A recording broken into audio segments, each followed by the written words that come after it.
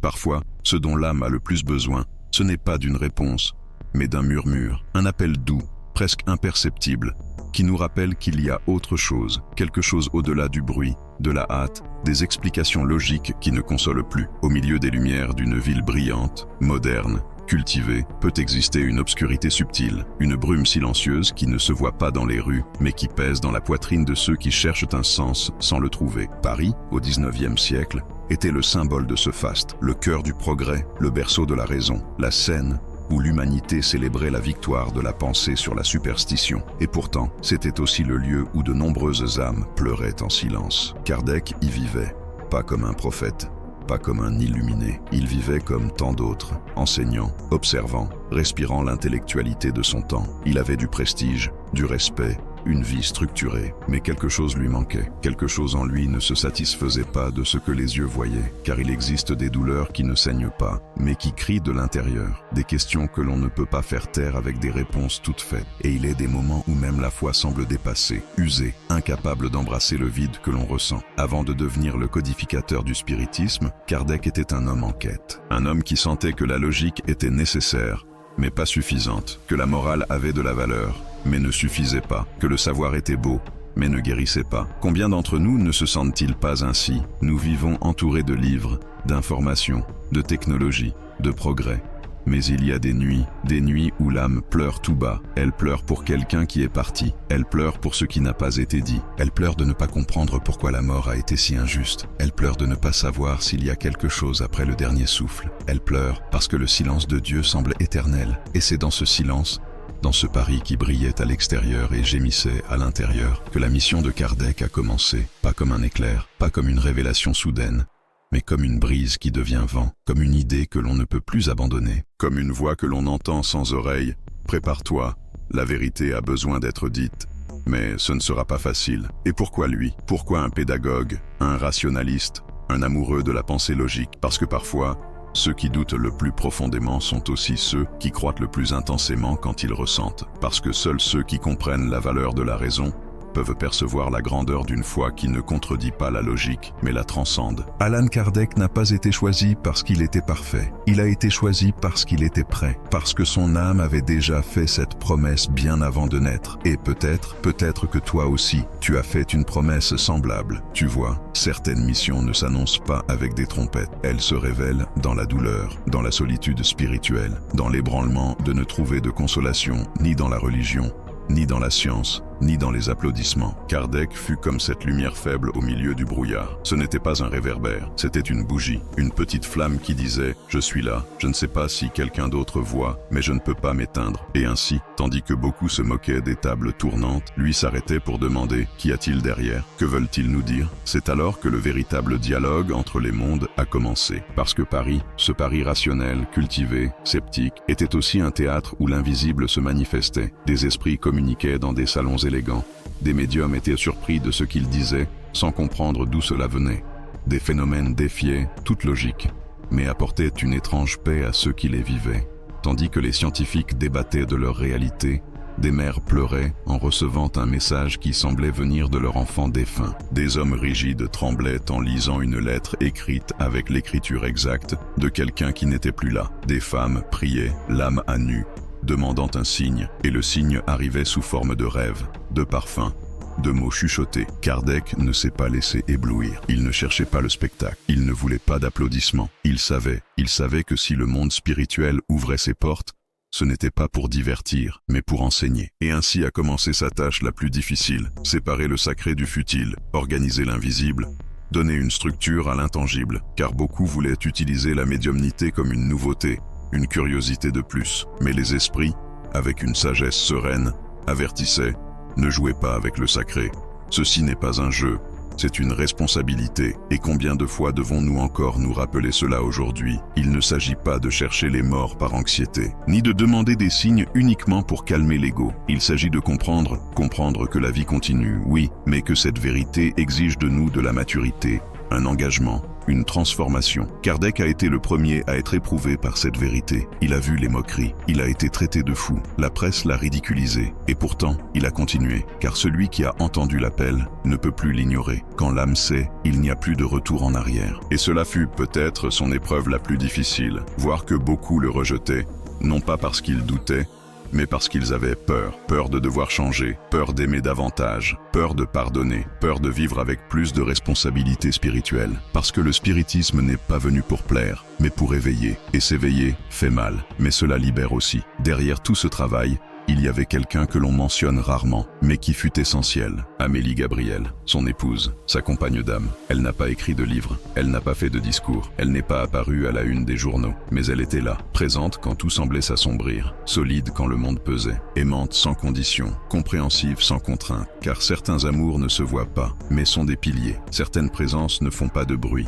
mais sans elles, tout s'effondrerait. Amélie était une de ces âmes, et peut-être que toi aussi, tu es cette âme silencieuse qui soutient quelqu'un sans que le monde ne le sache. Ainsi, entre lumière, salon, rire, critiques et solitude, Kardec continuait, avec une foi qui ne criait pas, avec une certitude qui n'avait pas besoin d'être comprise de tous. La France fut le point de départ, non par hasard, mais parce que c'était le lieu où la raison avait tout envahi, et qu'il était nécessaire que le cœur reprenne la parole. Les esprits le savaient. Ils savaient que pour que le monde change, il fallait d'abord réconcilier deux forces apparemment opposées, la raison et la foi.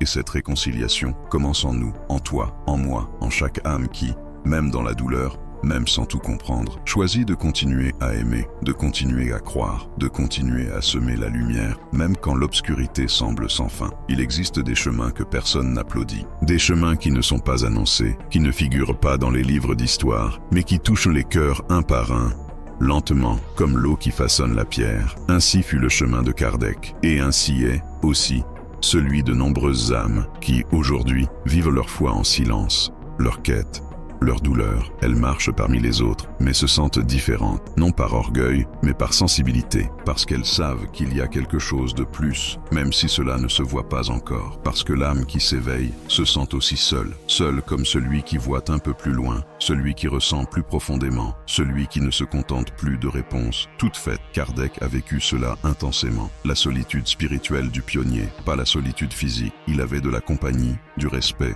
même de l'affection. Mais à l'intérieur, il y avait des moments où la fatigue de l'âme pesait plus lourd que n'importe quelle critique extérieure. Il y avait des jours où la douleur ne venait pas pour lui, mais pour l'aveuglement du monde, pour ceux qui rejetaient l'espérance, pour ceux qui attaquaient sans comprendre, pour ceux qui confondaient amour et folie, compassion et faiblesse. Mais il continuait, comme une bougie qui se consume sans se plaindre, juste pour offrir un peu plus de lumière aux autres. Peut-être as-tu aussi ressenti cela. Tu donnes et tu ne reçois rien en retour. Tu soutiens et personne ne le remarque. Tu crois et l'on te traite de naïf. Mais il y a un sens, il y a un but plus grand qui ne se voit pas dans l'instant, mais qui se révèle avec le temps. Car chaque acte d'amour laisse une trace, et chaque âme qui persévère dans la lumière, même si elle brûle, même si elle souffre, illumine plus qu'elle ne l'imagine. Kardec n'était pas seul. Même s'il le sentait parfois ainsi, des présences étaient à ses côtés, des esprits qui le guidaient, qui le protégeaient, qui avaient pactisé avec lui cette mission bien avant sa naissance. Ce n'était pas une coïncidence, c'était une retrouvaille, car les grandes missions ne naissent pas sur Terre, elles se préparent dans le silence de l'au-delà, et quand le moment arrive, quelque chose en nous s'en souvient, pas avec des mots, pas avec clarté, mais avec une sensation profonde, comme si l'âme disait « c'est cela, c'est pour cela que je suis venu ». Et toi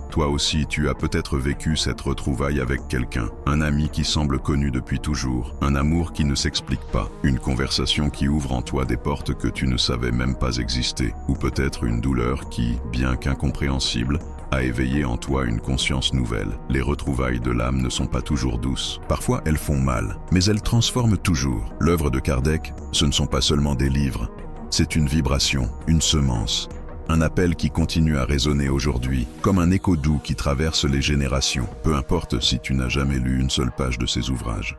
Si tu es ici, si ces mots te touchent, c'est que quelque chose en toi est déjà connecté à cette même source. Car le spiritisme, plus qu'une doctrine, est une manière de regarder la vie, la mort et l'amour. C'est une certitude tranquille que rien ne se termine, que le véritable amour ne se brise pas avec la mort, que nos êtres chers ne disparaissent pas, Il change seulement de lieu. Et cela change tout. Cela change notre manière de pleurer. Cela change notre manière de dire adieu. Cela change notre manière de prier. Parce que lorsque nous savons qu'ils nous entendent encore, nous ne prions plus dans le désespoir, mais avec tendresse, avec confiance, avec cette certitude sacrée que les retrouvailles ne sont pas un fantasme, mais une promesse faite par des âmes qui s'aiment au-delà du temps. Aujourd'hui, le monde ressemble à un nouveau Paris, plein de lumière, de technologie, de vitesse, mais aussi plein d'âmes vides, seules, perdues, des personnes qui ont tout sauf un sens, qui cherchent à l'extérieur ce que l'on ne trouve qu'à l'intérieur, qui se moquent de la foi, mais pleurent en silence de ne pas avoir de quoi croire, qui disent que la mort est la fin, mais frémissent au souvenir de ceux qu'ils ont perdus, qui lisent 1000 livres, mais ne savent pas comment consoler leur cœur. Pour elles, pour nous, pour toi, l'héritage de Kardec est encore une lumière allumée, pas pour imposer, pas pour convaincre, mais pour embrasser, pour consoler, pour rappeler que nous ne sommes pas seuls, que nous ne l'avons jamais été, qu'il y a des regards invisibles qui nous regardent avec amour, qu'il y a des mains spirituelles qui nous soutiennent quand nous croyons que nous n'en pouvons plus, qu'il y a des réponses, oui, mais qu'elles arrivent quand l'âme est prête, pas avant, pas par curiosité, mais par évolution. Et toi, quelle est ta part dans tout cela? Quelle est ta mission silencieuse? Quelle graine prends-tu soin de cultiver, sans que personne ne le sache? Quel amour maintiens-tu vivant, même si le monde dit qu'il est mort? Peut-être que tu ne le sais pas encore, mais une chose est sûre, si tu es ici, si tu écoutes ces paroles, si elles te touchent, c'est que ton âme aussi a été appelée. Pas pour être parfaite, pas pour tout comprendre, mais pour ressentir, pour se souvenir, pour s'éveiller. Kardec n'a pas tout accompli, personne ne peut tout faire, mais il a accompli sa part, et cela a suffi. Car quand une bougie en allume une autre, l'obscurité n'est plus la même. Et toi, tu peux être cette autre bougie. Pas besoin de briller fort, il suffit de ne pas s'éteindre, de continuer à croire, de continuer à aimer, de continuer à avancer, avec humilité, avec tendresse, avec une foi silencieuse. Comme l'a dit Allan Kardec, la véritable foi est celle qui peut affronter la raison face à face, en toutes époques de l'humanité. Et aujourd'hui, plus que jamais, nous avons besoin de cette foi, une foi qui ne nie pas la douleur, mais ne la glorifie pas non plus. Une foi qui console sans endormir, qui enseigne sans imposer, qui embrasse sans enchaîner. Une foi qui nous mène, pas à pas, vers notre meilleure version spirituelle. Et ainsi, comme une vague qui va et vient, la mission de Kardec ne s'est pas terminée, car chaque âme qui s'éveille, qui aime, qui pardonne, qui se réconcilie avec la vie après une perte, continue son œuvre, non dans les livres, mais dans les gestes, dans les regards, dans les prières, dans ces instants intimes que personne ne voit, mais que Dieu voit, et que le monde invisible célèbre. Peut-être qu'aujourd'hui est un bon moment pour faire une pause, respirer, ressentir, se souvenir, et se poser cette question du plus profond. Et si le vrai adieu n'était qu'une manière différente de dire « à bientôt ». Aujourd'hui, rien qu'aujourd'hui, laisse ton âme reposer dans la foi, une foi qui embrasse, qui console, et qui continue d'illuminer le chemin, pas à pas, sans hâte, sans bruit, mais avec un amour éternel. Si ces paroles ont touché ton âme, fais de cet espace ton refuge, abonne-toi et continue à marcher avec nous, car personne ne meurt seul, et l'amour ne meurt jamais.